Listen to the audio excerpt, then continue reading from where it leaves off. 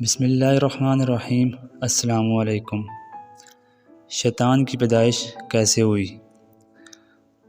معزز خواتین و حضرات، اللہ تعالیٰ نے اپنی قدرت کاملہ سے ایک آگ پیدا فرمائی۔ اس آگ میں نور بھی تھا اور ظلمت بھی۔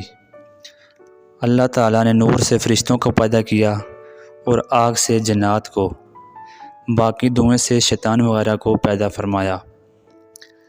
جنات کے ایک جوڑے سے ان کی افزائش نسل ہوئی اور پھر قبیلے کے قبیلے بن گئے۔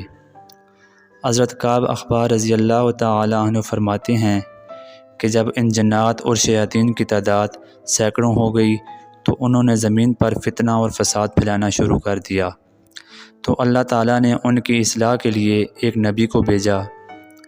یہ سب سے پہلے نبی تھے جن کا نام عامر بن عمیر بن الجان تھا، لیکن جنات نے ان کو قتل کر دیا۔ اس کے بعد دوسرے نبی کو بھیجا گیا، ان کو بھی جنات نے شہید کر دیا۔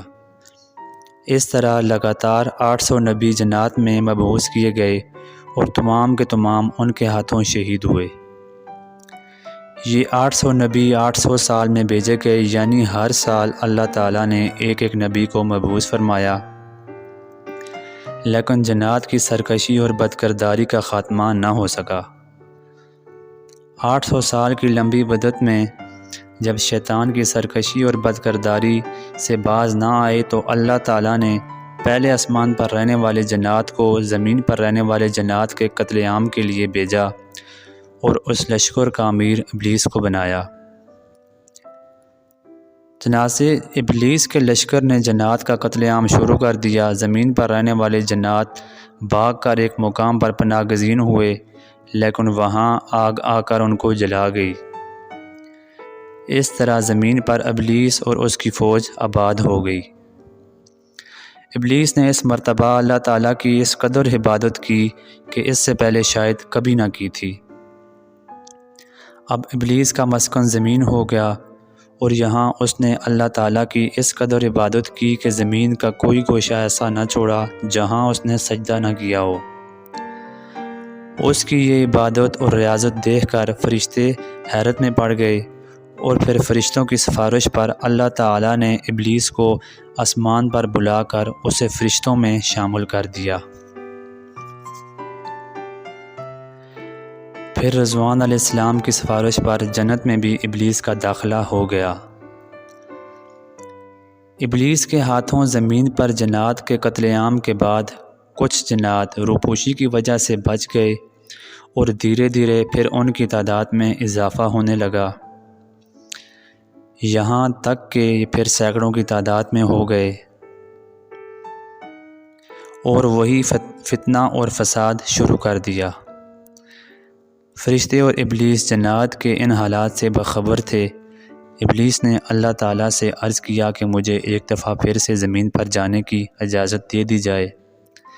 اجازت ربانی سے ابلیس فرشتوں کی ایک جماعت کے ساتھ پھر زمین پر وارد ہوا اور تمام جنات سے زمین کو پاک کر دیا۔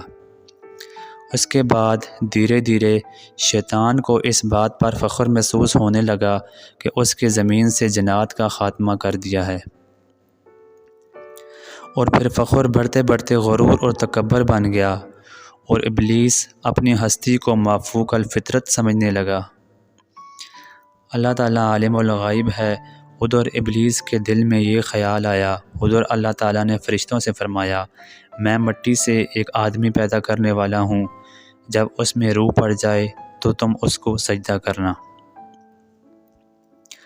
حضرت آدم علیہ السلام کی تخلیق کے بعد تمام فرشتوں نے حکم ربانی کی تعمیل کرتے ہوئے حضرت آدم علیہ السلام کو سجدہ کیا۔ عبدالواحد بن مفتی نے قصص الانبیاء میں لکھا ہے کہ فرشتے 100 سال یا 500 سال تک سجدے میں پڑے رہے۔ اتنے لمبے عرصے کے بعد فرشتوں نے جب سجدے سے سر اٹھایا تو ابلیس کو کھڑا پایا۔ سجدے سے فراغت کے بعد اللہ تعالیٰ نے ابلیس سے دریافت کیا کہ تو نے سجدہ کیوں نہیں کیا؟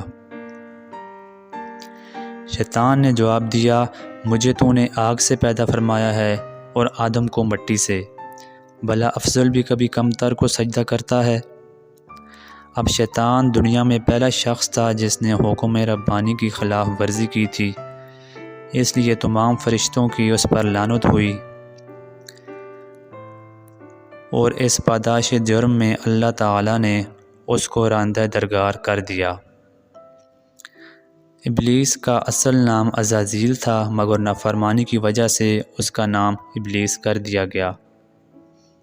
اب شیطان نے درخواست کی کہ میری عمر دراز کر دی جائے، چنانچہ اسے قیامت تک مہلت دے دی گئی۔